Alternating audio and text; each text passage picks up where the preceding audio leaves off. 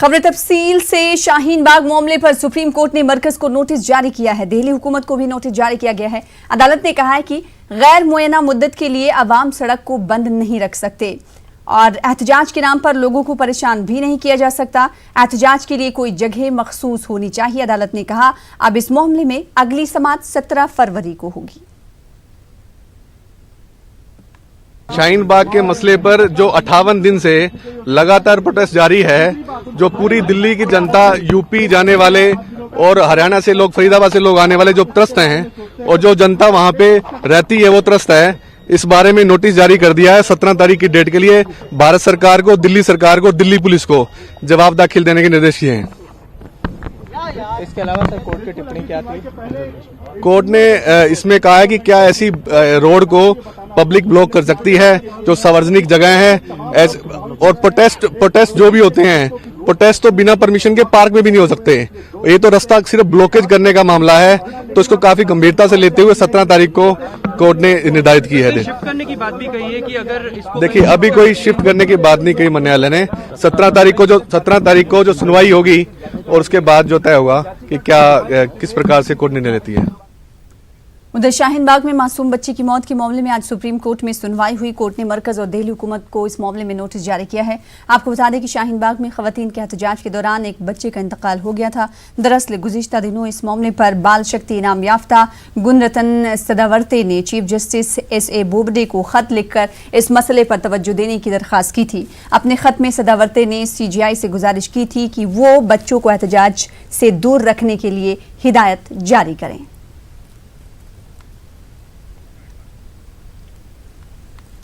शहरियत तरमीमी कानून के खिलाफ जामिया कोऑर्डिनेशन कमेटी के अरकान पार्लियामेंट मार्च के लिए अड़े हुए हैं, लेकिन होली फैमिली के पास पुलिस ने एहतजाजियों को रोक दिया। इस बीच पुलिस और एहतजाजियों के दरमियान धक्का मुक्की भी हुई। ताज़ा जानकारी के मुताबिक जामिया के तलबा और दिल्ली पुलिस के बीच बातचीत जारी है। तलबा हिरासत में भी लिए गए हैं। 10 तलबा को छोड़े जाने का भी इंतजार किया जा रहा है। जिस वक्त पुलिस और तलबा के बीच हालात कशीदा बने हुए थे, हमारे नुमाइंदे खुर्रम शहजाद ने उस वक्त एहतजाज का जायजा लिया। नागरिकता कानून के विरोध में जामिया छात्रों के जरिए जो प्रदर्शन की कॉल दी गई थी, पार्लियामेंट मार्च के लिए कहा गया था, उसको दिल्ली पुलिस और सिक्योरिटी एहलकारों ने होली फैमिली के करीब बैरिकेड लगाकर रोक दिया था। पुलिस ने कई लेयर बनाई थी, लेकिन उसके बाद से लगातार छात्र यहाँ पर जमा हुए हैं। पुलिस एहलकार भी एक साइड में एक तरफ हैं और दूसरी तरफ जो है छात्र हैं वो लगातार नारेबाजी कर रहे हैं। नागरिकता कानून के खिलाफ नारेबाजी हो रही है, दिल्ली पुलिस के खिलाफ नारेबाजी हो रही है और लगातार जो कशमकश है वो यहाँ पर देखने को मिल रही है। पुलिस की तरफ से लगातार ये अपील की जा रही है कि छात्र हैं, जो छात्राएं हैं वो पीछे की तरफ हट जाएं तो पुलिस भी पीछे हट जाएगी। तो ये तमाम सूरत हाल ये दिखाती है कि अभी तक एक तरफ दिल्ली पुलिस खड़ी हुई है और दूसरी तरफ छात्र खड़े हुए हैं और दोनों में से कोई भी पीछे हटने के लिए तैयार नहीं है। देखना यह होगा कि कितनी देर तक ये पूरी कशमकश जारी रहती है, क्योंकि पार्लियामेंट की तरफ छात्र मार्च करना चाहते हैं और दिल्ली पुलिस उनके रास्ते में उनको रोक रही है। कैमरामैन गौरव सक्सेना के साथ खुर्रम शहजाद, न्यूज़ 18 दिल्ली। पार्लियामेंट मार्च निकालने के लिए बज़िद जामिया मिल्लत इस्लामिया के तलबा को दिल्ली पुलिस ने रोक रखा है, जिसके बाद पुलिस और तलबा के दरमियान तसादुम का माहौल पैदा हो गया। पुलिस पर तलबा के साथ जोर जबरदस्ती और धक्का मुक्की और लाठी से हमला करने का इल्जाम लगाया जा रहा है। इस हंगामे में कमोबेश 100 तलबा जख्मी बताए जा रहे हैं, जिनमें कई तालिबात भी शामिल हैं। तलबा को अंसारी हेल्थ सेंटर और अस्पताल अशिफा में दाखिल करा दिया गया है। अभी तक यहाँ पे जितने आए हैं उनमें से किसी ने ये चीज़ हिस्ट्री नहीं दी कि प्राइवेट पार्ट्स में पेट में दर्द है, सांस में दिक्कत है, गला में दर्द है, चेस्ट में दर्द है, ये सारी चीज़ें कह रहे हैं। और जो निशान आप नाखून के निशान आप बता रहे थे वैसा नहीं है। हाँ, दबाने के जो मार्क्स होते हैं वो है। जी हाँ, नाखून के निशान डिफरेंट हो गया।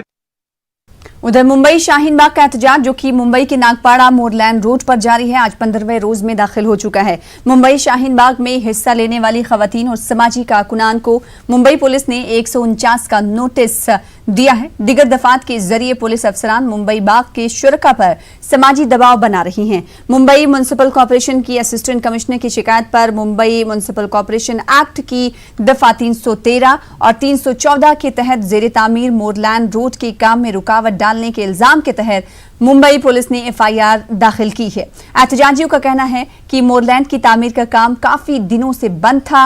एहतजाजी खवातीन और तालिबात के हौसलों को देखते हुए यूनिवर्सिटी की टीचर्स यूनियन की अरकान भी एहतजाज में शामिल हुई हैं। क्या बोलना चाहेंगे? हम लोग ये बोलना चाहेंगे कि हम लोग को परेशान न करें तो ज्यादा अच्छा है। हम लोग अपने आप से आके बैठे हैं। हम लोग का इसमें हम ही लोग का फायदा नहीं, पूरे हिंदुस्तान का फायदा है ना बेटा? पूरे हिंदुस्तान का फायदा है ना? फिर परेशान न करें तो ज्यादा अच्छा है, यही चाहते हैं हम लोग, शांति चाहते हैं, है ना बेटा? और नहीं, पुलिस वाले आपको नोटिस दे रहे हैं ना? हाँ, ये दे रहे हैं ना, साइन ले रहे हैं और मोबाइल नंबर ले रहे हैं। ये हम नाम नहीं जानते हम। पुलिस वाले ये पुलिस वाले औरतें भी हैं, आदमी पुलिस वाले भी हैं, लेकिन हम उनका नाम नहीं जानते। वो लोग हमसे कहते हैं साइन दो और है ना अपना मोबाइल नंबर दो, तब यहाँ पर आकर बैठो। ऐसा जो भी औरत आ रही है उनको रोक रहे, बोले वहाँ नहीं जाना है, वहाँ खत्म हो गया, मत जाओ करके। तो मगर हम किसी के लिए नहीं ना, हमारे लिए तो सिख ईसाई सब लोग हम भाई भाई है, हम सबके लिए कर रहे हैं। ये क्या है? किसी को हैरान करने का तरीका नहीं है। हम यहाँ सिर्फ और सिर्फ एनआरसी और सीए और एनपीआर के खिलाफ विरोध में यहाँ खड़े। जो यहाँ पुलिस जो कर रही है वो बिल्कुल सही नहीं कर रही है। पुलिस ने बहुत गलत चीज कर, नोटिस भिजवाना बेवजह कर जो यहाँ पब्लिक को उठा रही है, क्या ये पुलिस सही कर रही है? पुलिस वाले खुद ही सोचे, यहाँ जो ये लोग, क्या ये सिर्फ हमारे लिए हो रहा है? जो वहाँ नारे लिखे गए हिंदू मुस्लिम सिख ईसाई आपस में भाई भाई, तो क्या ये नारा सही नहीं है? ये हम लोग सब लोग के लिए हम लोग यहाँ खड़े। ये जो हम लोग को नोटिस दिया जा रहा है, जो पब्लिक हम लोग को समझाने के लिए आ रही है, उन लोगों को ये नोटिस दिया जा रहा है कि वो लोग हम लोगों को भड़का रहे हैं। ऐसा कुछ नहीं है, वो लोग हम लोग को भड़का रहे नहीं है, वो लोग हम लोग को ये सब चीज के बारे में बता रहे हैं कि ये सब चीज क्या है। यहाँ पर पुलिस जरा टॉर्चर कर रही है। जितनी औरतें आज आई है, और हमारे यहाँ ना मिनिमम 3,000 के ऊपर ही औरतें रोज रहती है, 3-4 हजार, 2 दिन से तो 5 से 7 हजार औरतें जमा हुई है। हाँ, और उसके बाद आज तुम डायरेक्ट पेपर ला रहे हो और डायरेक्ट 149 का तुम उनको नोटिस दे रहे हो। अरे ये रोड जो है ये खाली यहाँ प्रोटेस्ट करने वालों का तो नहीं है ना, खाली यहाँ से जाने वाले हर घर वालों का है। यहाँ से हम लोग मार्केटिंग भी करने जाते हैं मदनपुरा के लिए, तो तुम जो घर वाले जो जा रहे हैं, ये इस बिल्डिंग में रहने वाले, तुम सबको उठा उठा के 149 का ये देते जाओगे? एंट्रेंस के पास खड़े रह के कैमरा रह के खड़े रहते, कौन आ रहा है कौन जा रहा है, तो क्या लोग डर रहे इससे कि और फिर साइन लेते, नाम पूछते, तो कितने जो नहीं जानते वो बेचारे डर रहे, उधर बाहर से ही चले जाते कि वो लोग रोक रहे, टॉर्चर करे कि अंदर प्रोटेस्टर कम से कम जाए। देखिए, ये देश भर में जो प्रोटेस्ट हो रहा है, जगह जगह में जो प्रोटेस्ट हो रहा है, ये प्रोटेस्ट उसका ही भाग है, इट्स अ पार्ट। हमने उनके सपोर्ट के लिए आया है, क्योंकि सीएए, एनआरसी, एनसीपी, ये जो नया जो कानून सरकार ने ले लिया है, उसमें अपना कंट्री में धर्म का आधार पे डिवाइड हो रहा है कि प्रोटेस्ट होगा और किसी को कोई तकलीफ नहीं होगी, ऐसा तो होता नहीं है। जब कभी रास्ता रोको करते हैं लोग, जब स्ट्राइक पे जाते हैं, जब कभी स्कूल कॉलेज बंद होते हैं, तो कहीं ना किसी ना किसी को तो परेशानी होती है। लेकिन उस वक्त सोचना चाहिए कि ये प्रोटेस्ट क्यों हो रहा है, ये पूरे समाज के लिए हो रहा है ना, ये पूरे समाज के लिए हो रहा है। तो फिर वो जो परेशानी होती है वो बहुत छोटी हो जाती है, क्योंकि जो मुद्दा होता है वो बहुत बड़ा होता है।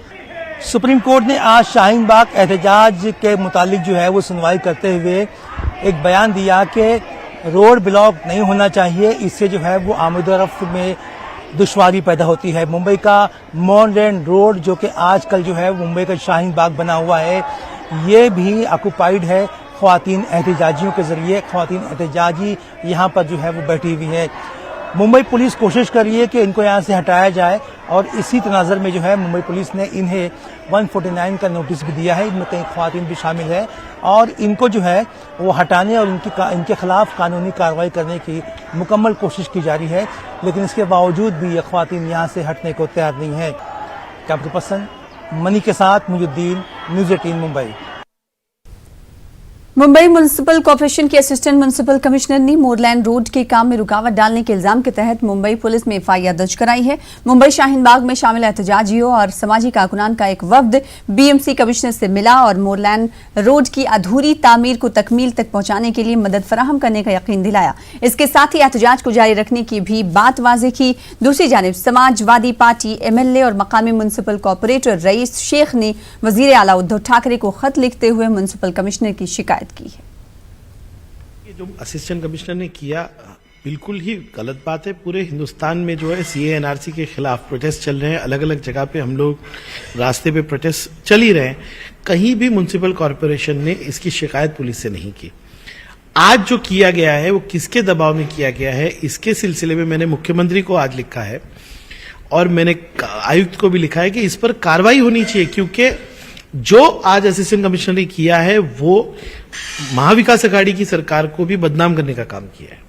मैंने आज म्युनिसिपल कमिश्नर से मुलाकात की, सीएम को मैंने खत लिखा है। इसको हम हमारे आने वाली स्टैंडिंग कमेटी में और असेंबली के अंदर उठाएंगे और पूरा हम कोशिश करेंगे कि इस असिस्टेंट कमिश्नर को सस्पेंड किया जाए। दिल्ली के शाहीन बाग की तर्ज पर महाराष्ट्र के उदगीर के गांधी गार्डन में शुरू किए गए खवातीन के एहतजाजी मुजाहरे को 20 दिन मुकम्मल हो चुके हैं।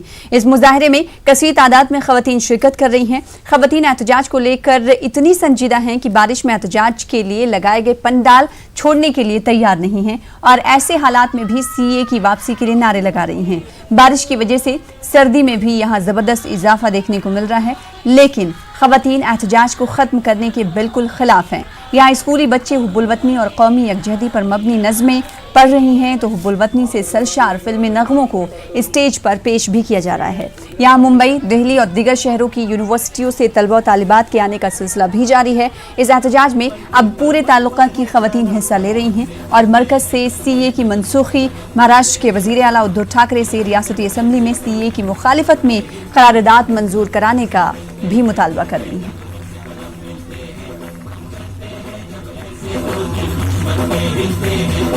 हम जाके अपनी मंजिल को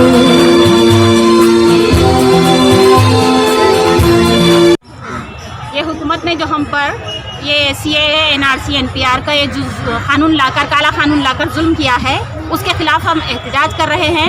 यहाँ गांधी बाग में 20 दिन से बैठे हुए हैं और बोले यहाँ पर हुकूमत ये बता रही है कि इलेक्शन कार्ड वगैरह हमारी निशानदही के लिए नहीं चल सकता।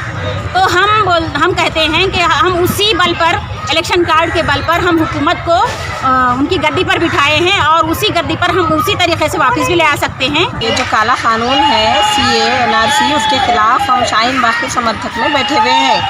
ये बिल जब तक रद्द नहीं करेंगे हम यहाँ से उठने वाले नहीं हैं। गांधी बाग में बैठे हुए हैं। आज 21 दिन हो गया मगर हमारे साथ देने के लिए कोई भी नहीं आया।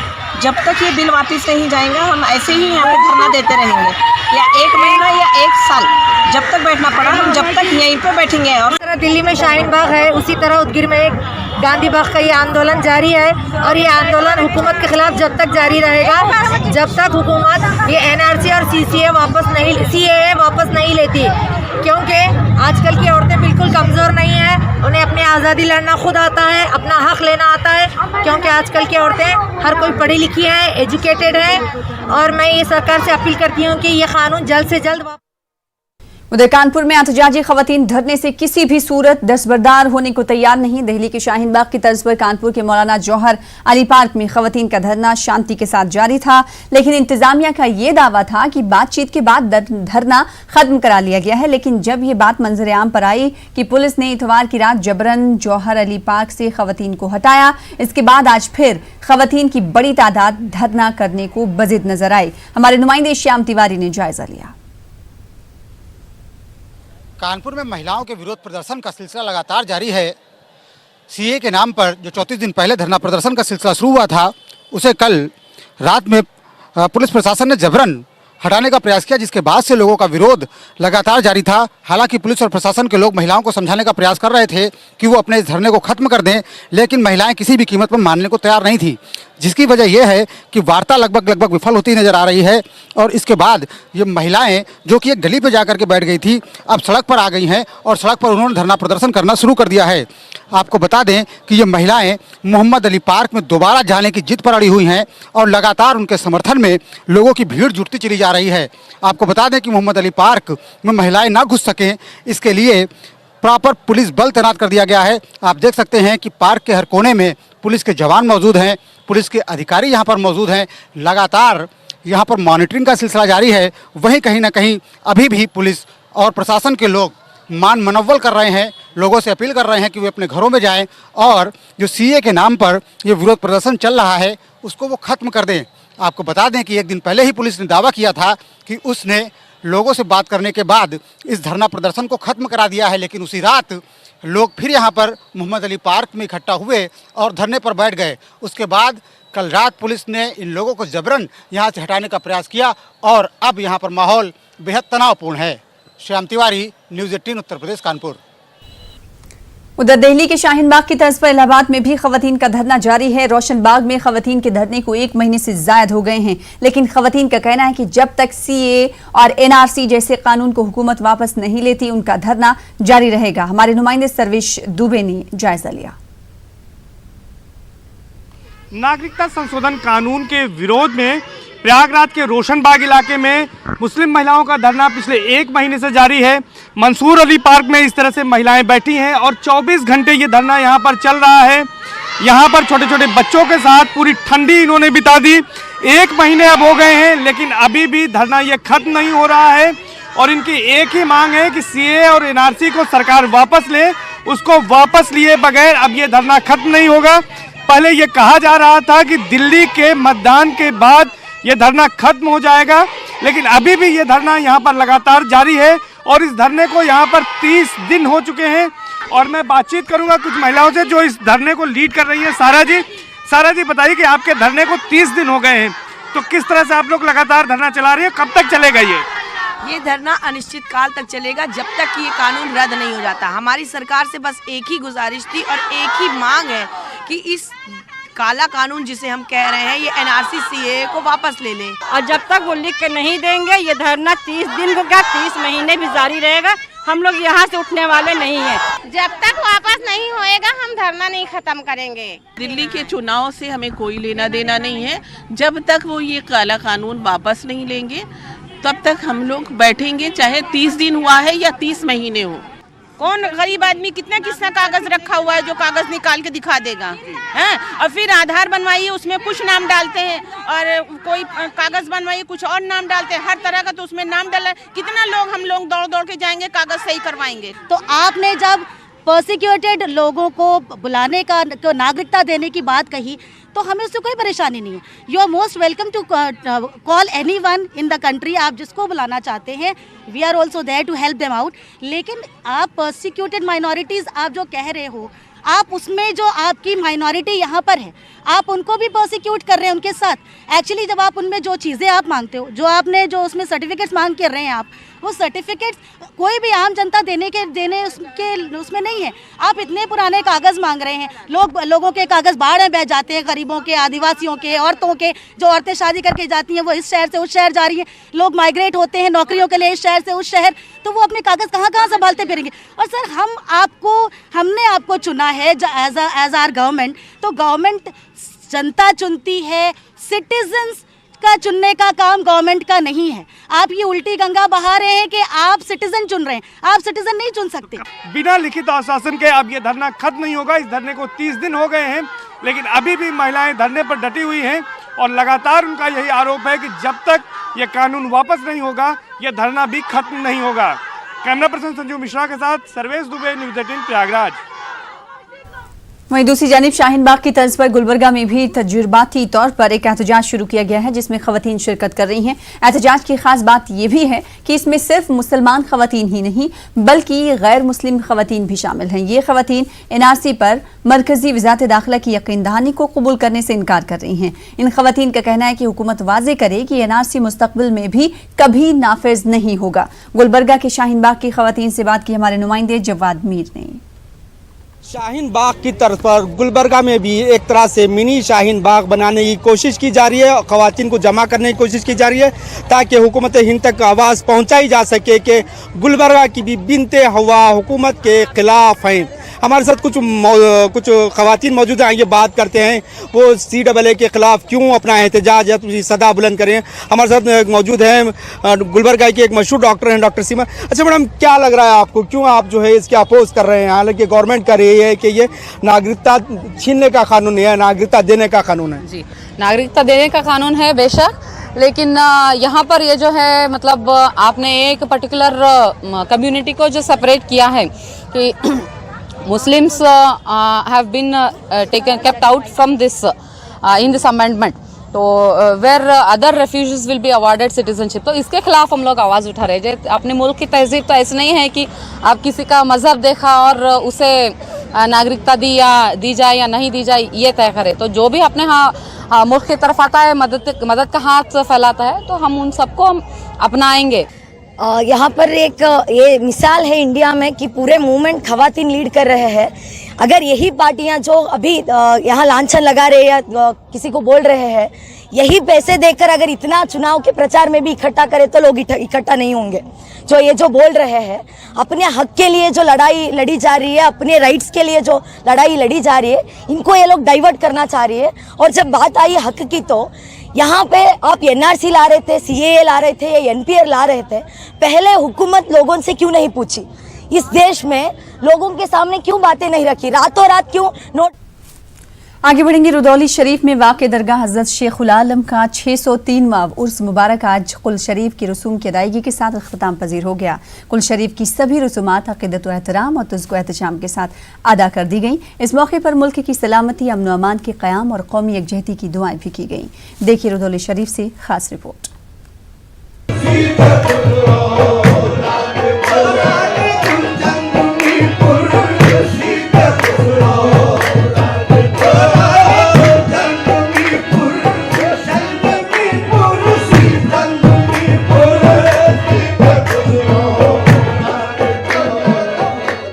रुदौली ज़िला अयोध्या फैज़ाबाद का एक ऐसा कस्बा है जिसकी अदबी और मजहबी शिनाख्त के नक्श निगार पूरी दुनिया पर आया व आश्कार हैं। यहाँ मौजूद साबरिया सिलसिले की पहली खानकाह हज़रत शेखुल आलम से अक़ीदत रखने वाले लोगों का दायरा इतना वसी है कि अक़ीदतमंदान शेखुल आलम सिर्फ हिंदुस्तान ही नहीं बल्कि पूरी दुनिया में फैले हुए हैं। उर्स मुबारक के मौके पर यहाँ हर साल लाखों ज़ायरीन फ्यूज़ बरक़ात के हुसूल के लिए इस मुक़द्दस आस्ताने का रुख करते हैं और दामने मुराद भर कर वापस लौटते हैं। फैज़ बरक़ात और मुअज़्ज़ात का ये सिलसिला सदियों से जारी व सारी है। खानकाह से मुंसलिक उलमा और दानिश्वर रोशन तारीख को मुख्तसरन कुछ यूं बयान करते हैं। ये हज़रत सैयदना शेख मखदूम अहमद अब्दुल हक साहिब तोशा रुदौलवी की जानिब मंसूब है और आपकी शख्सियत से ही इस शहर की शनाख्त होती है। और आप सिलसिले चिश्तिया साबिरिया के बड़े अहम शेख हैं। सुल्तानुल हिंद ख्वाजा गरीब नवाज़ रज़ी अल्लाह ताला अन्हु से 5 वास्ते से आपका सिलसिला टच हो जाता है और मिल जाता है।